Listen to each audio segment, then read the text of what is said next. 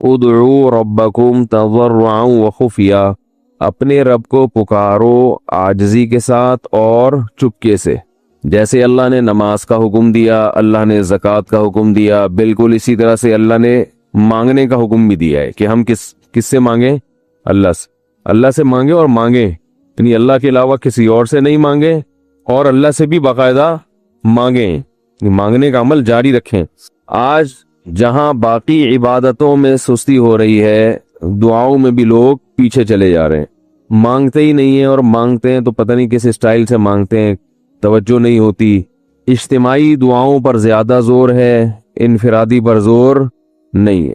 कहीं मजमा दुआ मांग रहा होता तो हाथ उठा के आमीन आमीन शुरू कर देंगे, बस ठीक है, वो भी जायज है।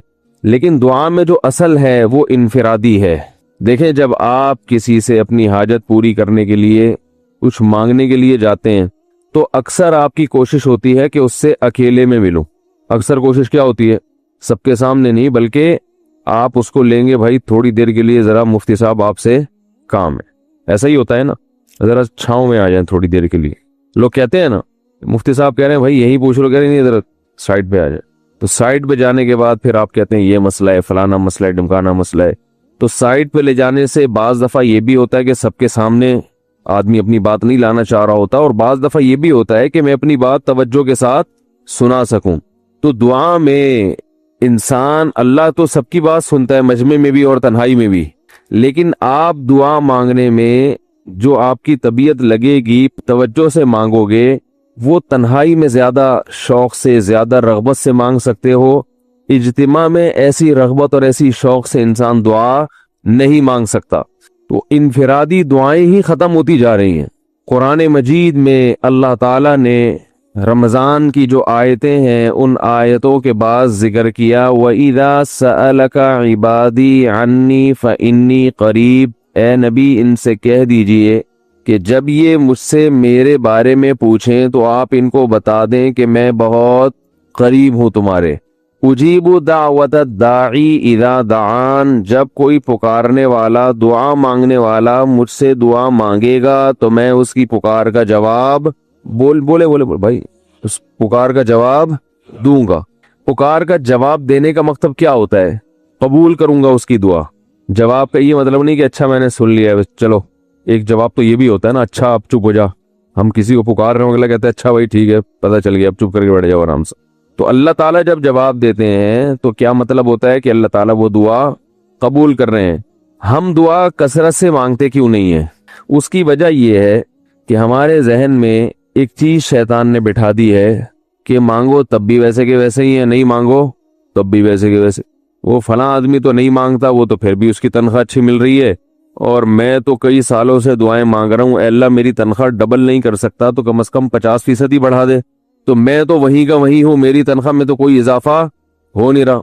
तो हम तो देखते हैं कि इधर दुआ मांगो कुछ भी नहीं हो, सिवाय सवाब के कुछ भी नहीं मिलता।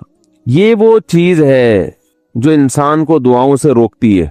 हालांकि हम पैगंबरों की जिंदगी देखते हैं तो बात बात पर दुआएं मांगते थे, बहुत कसरत से, बहुत ज्यादा। नूह अलैहिस्सलाम, अच्छा अल्लाह ने उनकी दुआओं को कुरान में जिक्र भी किया है। मुनाजात मकबूला एक दुआओं की किताब है। हजरत मौलाना अशरफ अली थानवी रहिमहुल्लाह ताला ने कुरान और हदीस की दुआओं को एक छोटी सी किताब में जमा करके एक हफ्ते पे डिवाइड कर दिया है उसको, कि आप रोजाना उनमें से एक हिस्सा पढ़ेंगे तो पूरा हफ्ते में वो तकरीबन तमाम दुआएं कवर हो जाएंगी जो कुरान और सुन्नत में बयान की गई हैं। वो किताब जरूर खरीदें, रखें अपने पास, मुनाजात मकबूला के नाम से। तो हम दुआ क्यों नहीं मांगते? मसला हमारे साथ ये है कि हम कहते हैं कि जो मांगता है वो भी वहींच का वहींच, और जो नहीं मांगता है वो भी कोई सुरखाब के पर तो लग नहीं जाते कोई मांग रहा हो तो। ये वो मसला है जिसकी वजह से लोग दुआएं मांगने में बुखुल से काम लेते हैं, जबकि पैगंबर कसरत से दुआएं मांगा करते थे, बहुत ज्यादा। जो पिछली आसमानी किताबें हैं उनमें लिखा हुआ है कि याकूब अलैहिस्सलातु वस्सलाम इतनी कसरत से दुआएं मांगा करते थे कि सजदे में जाके कि उनके ये जो घुटने हैं और सर में सख्त निशान बन चुके थे, वो जगह जमीन पे लग लग के सख्त हो जाती है ना। तो इतनी कसरत से दुआएं, इतनी कसरत से दुआएं। हमने जिन बुजुर्गों के साथ टूटा फूटा वक्त गुजारा, उनको देखा कि वो दुआ बहुत لمبی لمبی دعائیں مانگا کرتے تھے، بہت لمبی۔ ہمارے شیخ کے سامنے جب کوئی آیا کرتا تھا دعا کے لیے کہتا تو ہاتھ اٹھائے بغیر ویسے ہی اس کو ایک دعا کا جملہ کہہ دیا کرتے تھے۔ تو کسی نے کہا کہ آپ ہاتھ اٹھا کے اس کے لیے دعا کیوں نہیں مانگتے؟ تو فرماتے تھے کہ جب میں ایک دفعہ ہاتھ اٹھا لیتا ہوں تو پھر اتنی آرام سے نیچے گراتا نہیں، کیونکہ پھر اللہ کے دربار میں اب ہاتھ اٹھا لیے تو پھر تو ایسا ان کا دل لگتا تھا، مانگتے چلے جاتے تھے، مانگتے چلے جاتے تھے۔ تو بات یہ ہے کہ جب یہ یقین پیدا ہو جائے کہ جس خالق نے ہمیں پیدا کیا ہے اور جس نے ہمیں مانگنے کا حکم دیا ہے، اس کے سامنے جب ہاتھ اٹھا کے گڑ گڑائیں گے تو وہ تھوڑا نہیں وہ دعا لازمی قبول کرے گا، اور وہ لازمی ہماری مانگی ہوئی چیزیں ہمیں عطا کرے گا۔ یہ جذبہ اور یہ نیت جب انسان میں پیدا ہو جائے تو پھر اس کا دعاؤں میں دل لگتا ہے۔ کیسے نہیں لگے گا؟ آپ سوچیں کہ آپ کو کوئی بتا دے کہ یہ جو سیٹھ صاحب ہیں بہت بڑے، آپ جا کے ان سے مانگو، یہ ٹائم نکال کے بیٹھے ہوئے ہیں، جتنا مانگو گے، جو مانگو گے یہ دیں گے۔ تو اب آپ بتاؤ، آپ یہ کہو گے کہ میرے پاس مانگنے کا ٹائم نہیں ہے؟ ایسے موقع پہ آپ یہ کہو گے؟ آپ جائیں گے اور بسم اللہ کر کے شروع ہو جائیں گے۔ آپ بولیں گے سر یہ مجھے 10 فائلیں چاہیے بحریہ ٹاؤن کی۔ آپ سوچو گے 10 نہیں ملی تو 9 تو مل جائیں گی۔ سر مجھے یہ بھی چاہیے، مجھے یہ بھی چاہیے، مجھے یہ بھی چاہیے، اور آپ کو یقین ہو کہ یہ دے رہا ہے، تو آپ کبھی بھی کنجوسی سے کام نہیں لو۔ پھر آپ یہ نہیں کرو گے کہ آپ مانگتے ہوئے جو ہے نا، اس سے آپ جب مانگ رہے ہو تو آپ کی کبھی ادھر دیکھ رہے ہو، کبھی ادھر دیکھ رہے ہو، کبھی ناک میں انگلی گھما رہے ہو، کبھی سر میں کھجا رہے ہو۔ کوئی آ کے اس دوران آپ کو چھیڑے گا تو آپ کہو گے یہاں سے دفع ہو جاؤ، میں کام کر رہا ہوں۔ ایک بندہ سخاوت جوش میں آیا ہوا ہے ابھی، اور فائلیں بحریہ ٹاؤن کی فری میں بانٹ رہا ہے۔ اس نے کہا بھائی جتنی مانگو گے دے دوں گا، اور جو مانگو گے دے دوں گا، تو ابھی تو میرے پاس ٹائم کم ہے، مقابلہ بہت سخت ہے۔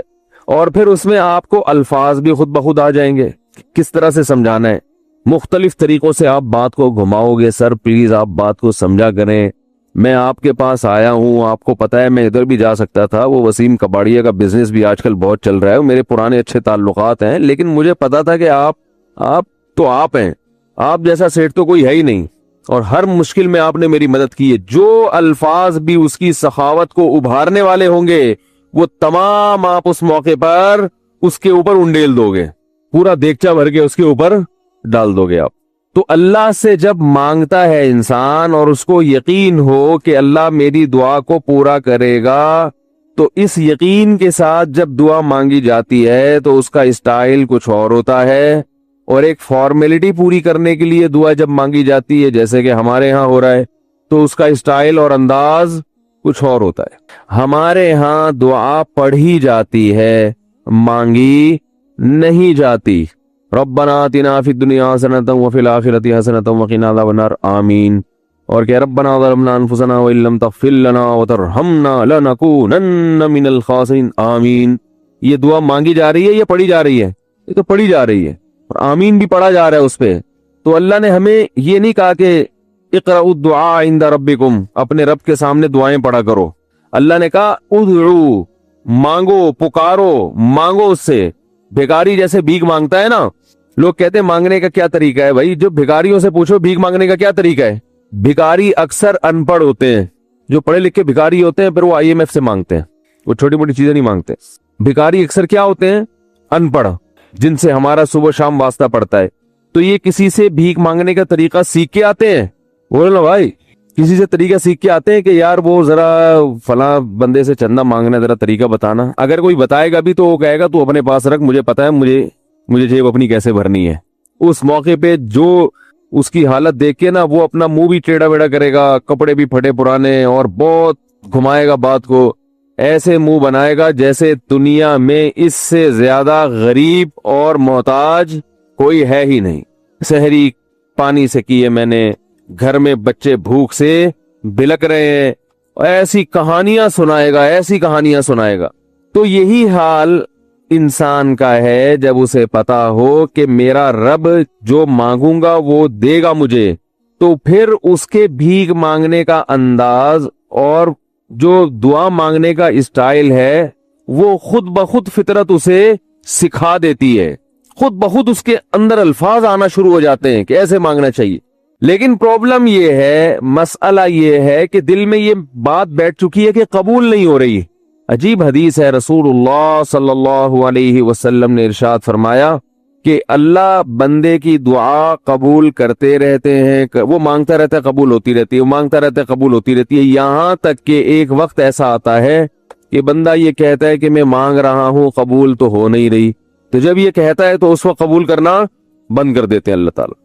اللہ کہتے ہیں کہ اگر تو یہ سمجھ رہا ہے کہ قبول نہیں ہو رہی تو اب نہیں ہوگی۔ اب عجیب بات ہے یا نہیں ہے یہ حدیث؟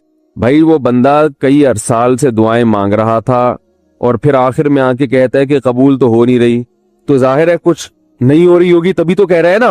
اس کو ایسا لگ رہا ہوگا کہ قبول نہیں ہو رہی، بھائی اس کو یہ لگ رہا ہوگا کہ نہیں، جو چیزیں مانگ رہا ہوں وہ تو مل نہیں رہی، تو تبھی تو وہ کہتا ہے کہ قبول نہیں ہو رہی۔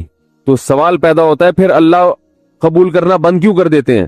اللہ تعالیٰ جب دعائیں قبول کرتے ہیں تو اس کا انداز وہ نہیں ہوتا جیسے ایک عام انسان جب کسی کو بھیک دیتا ہے۔ ایک عام فقیر جب آپ کے پاس آئے گا، آپ سے بھیک مانگے گا، 100 روپے دے دو، 20 روپے دے دو، آپ اٹھا کے 100 نہیں تو 20، 10-20 تو پکڑا دیتے ہیں اس کو، تو وہ یہ سمجھتا ہے کہ میری دعا کیا ہو گئی؟ قبول۔ لیکن اللہ تعالیٰ اس طرح دعا نہیں قبول کرتے۔ اگر اللہ اس طرح سے دعائیں قبول کرنا شروع کر دیں تو پھر یہ معاملہ غیب کا نہیں رہے گا۔ ادھر آپ نے دعا مانگی، اے اللہ میرے کاروبار کو بڑھا دے، لیلۃ القدر میں رو کے دعا مانگی، اور صبح صادق کے وقت آپ کا فون آیا کہ آپ کا کنٹینر کسٹم والوں کے شر سے محفوظ ہو گیا ہے، سمجھ میں پاس ہو گیا وہ، اور آپ کی چیز ڈبل قیمت پہ بک گئی ہے۔ پھر آپ نے دعا مانگی، اے اللہ تیری رحمت اس وقت جوش میں آئی ہوئی ہے، تو ایسا کر میرا بچہ بھی پاس ہو جائے، اس کے نمبر اچھے آ جائیں۔ ادھر فون آیا کہ آپ کا بچہ پہلی پوزیشن سے کامیاب ہو گیا۔ پھر آپ نے کہا آج اللہ کی رحمت بہت جوش میں آئی ہوئی ہے، اے اللہ میری بیوی بھی ٹھیک ہو جائے، تو بیگم صاحبہ کا فوراً فون آ گیا کہ میں ٹھیک ہو گئی ہوں، ہے بھائی میں ٹھیک ہو گئی۔ اے اللہ ساس صاحبہ بہت دنوں سے آگے بیٹھی ہوئی ہیں، جانے کا نام نہیں لے رہی، فون آ گیا کہ میں چلی گئی ہوں۔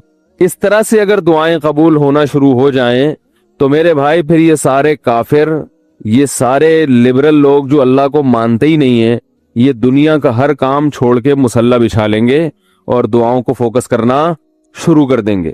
دعا قبول ہوتی ہے مگر اس شخص کی جو اللہ پر غیب پر ایمان رکھتا ہے، جسے دعا قبول ہوتی ہوئی نظر نہیں آتی مگر وہ یقین کرتا ہے کہ دعا قبول ہو رہی ہے، صرف اس شخص کی